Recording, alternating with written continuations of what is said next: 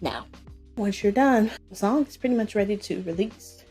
And that's where we get into the release phase. The copyright and distribution is a part of this. And what that looks like, I'll say you really actually can get the copyright for the song done at any point in time, as you so choose. So the copyright part of the song is where you're taking whatever you've recorded, whatever you're going to release, and you're getting it registered with the US copyright website. So there's a whole nother section of the government that deals with copyright. They have a site, it's copyright.gov. Double check me. If you search for it, it'll come right up. That allows you to submit online your song for copyright. And what it does is protects you if there's an issue that arises. Maybe someone on your project did like your song, they decided they want to make a song just like yours or use elements that you have. And that kind of saves you from having to do those disputes if you have that. Now, I'm not going to say it's not necessary, because I think it's very helpful and very necessary, especially if someone major comes along and wants to use your song. You have that copyright in place that protects you. But I will say it's not very often these days that you run into people that are trying to steal your song or take your song and do something else with it. It just doesn't happen anymore as often as it might have in the past. You have online, so many people can verify and fact check. Really, you have files on your computer from whenever you first started working on it, or files on your phone that are time-stamped, and they can be the proof that, hey, I had this before this person even ever came into the picture. This is mine. So those things can kind of provide a protection as well. There's the poor man's copyright, where you have something mailed to you. Maybe it's a CD copy, or maybe it's something that can be time-stamped. But a lot of those things are older methods, and I say they're not always as necessary in this day and time. That's just my personal opinion. So still get it done, still get the copyright, because you want to have those things. You'd rather have them than not have them. And it's not that expensive. If I remember correctly, it's probably around $55, $65, something along those lines, to get it copywritten with US government. Not that bad. So still get it done. That's just my personal 2 cents. So copyright, and then there's the distribution aspect, which is basically how you release a song. Just like with this podcast, I have a different website I can go to upload it and have it distributed to these different stores. That's a lot like the way that music works. So you have different stores that we use, such as Google Play, like I said, Amazon Music, Spotify, Apple. There are different places that this music can go to. Tidal is another one. So I can go down the line just listing endless numbers of places that these stores distribute to. What you want to do is find someone that can give you a way to upload the song where you're distributing to these different places and they're not taking too much off the top. Now, I started with CD Baby. CD Baby was a good option in the beginning because they showed you a lot of the different steps as you were using their website. It's great for beginners, basically. So when you use that site, they're going to take a percentage off of your recording every time you make a sale. So I wasn't really crazy about that. The more I got into it, I was like, I want to be able to have that for me. Once I pay whatever fee that I pay for this service, I want to be able to continue to move on with that. So there's that. But on the flip side, there are other websites that will allow you to upload the music and they won't charge you that fee. You just pay them to use the service. So I actually use DistroKid now. I've used TuneCore before in the past. I landed on DistroKid. It can be more expensive for me because I have multiple artists that have released their songs through me. And you have to kind of pay the more you rise up the ranks of these different websites. But if you're just the one artist releasing under one name, it can be as cheap as $10 or $20 a year.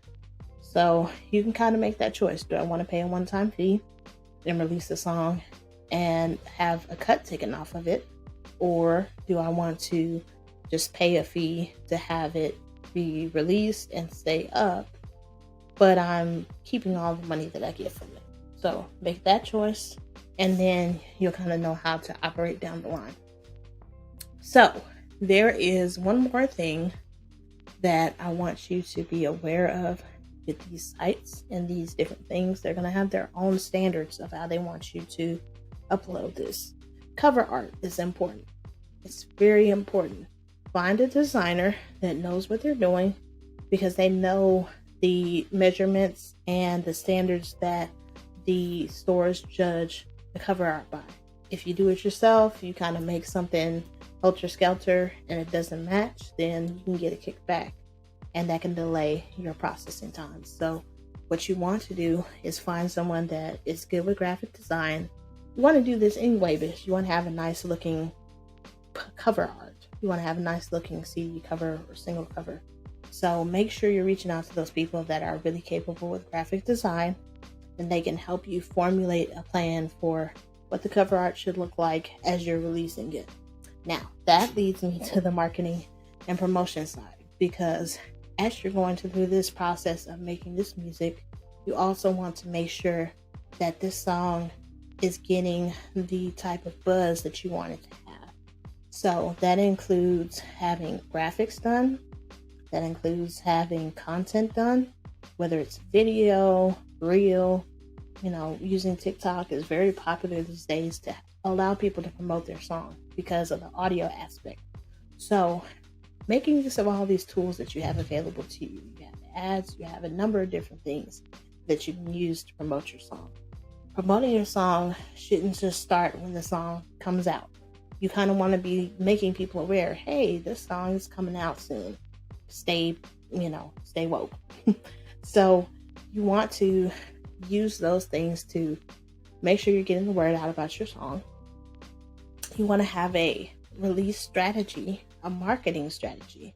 Sometimes having an event that signifies the release of the recording can be a great thing to build buzz. Maybe you're having a particular concert or release event. Maybe it could be a party, a kickback, and it's chill. I mean, we're Christians, so I don't know about kickback. As long as it's, appropriate for church people. But anyways, you want to have something maybe that can signify that. Because the last thing you want to do is put music out and then there's no real buzz or attention surrounding it. And it's just depending on what you're actually trying to achieve. Now, maybe you don't care. You just want it to be out to the world. You don't care about it reaching a certain number of people. That's fine. But in people that are really, really focused on their artistry and really focused on trying to reach a larger audience, that's important, because we want to make sure that we're doing everything we can to promote what we work on, because we put so much hard work into it. So it can be disappointing when you're putting something out and you're not really seeing the investment on the amount of time that you put in as far as the number of people that know about it. But that's why you want to be kind of aggressive with your promotion of your project. Now, let me tell you the certain things that you don't want to do. Everyone is going about promoting it the same way. Go download my single, go down my single, go do this, go do that. Everybody's doing it a lot of the same way. What you want to do is find a way to make yourself stand out and be different. And we're going to talk about it more in another podcast, but you want to be able to come up with content that helps people know more about you and your artistry and your music, and not just saying, go download my song. My song is coming out. Please go download it. Everyone does the same thing. A lot of people do the same thing. You want to get creative with that. Maybe it's recording videos of how you went about the process. Maybe it is inviting other artists to talk about their journey, and you doing a live video or podcast, or doing any number of content creation. You want to be able to allow people to be in that journey with you, and also find something that doesn't even relate to music as you're trying to create that audience. You want to this is something that I found out about from another source. You want to find something that will allow you to stand out. Maybe you are a gospel singer. I think it's really brilliant that Todd Dulaney used his love of baseball and his baseball career to make him stand out in a whole sea of gospel artists. Because how many people in the gospel industry can say they had a successful baseball career? Like almost no one. And so that really helped him stand out as one of those unusual things that is part of who he is and part of what he does. And people can relate to him for that. He stands out. He's different. So mine, what I was told was that there is a way that you can help identify who you are. Find someone that you really look up to, you really identify with them, you really admire what they do, and it's very similar to what you do. You want to find person number one. For me, that would be Twinkie Clark, the embodiment of just about everything that she is. I don't sing as much as she does, but she is a songwriter, a producer, just an amazing musician. And for me, that's the person I most identify with in the gospel music industry. So that's one person. Then go find someone that's totally different from that person that you most identify with. They don't do the same thing exactly. They're just two things that kind of, they don't make sense together, but that kind of defines who you are. So my second person would be Thundercat.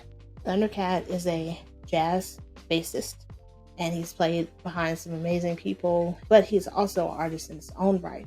And he creates the most amazing music. It's R&B, soul, but it's just something ethereal about it.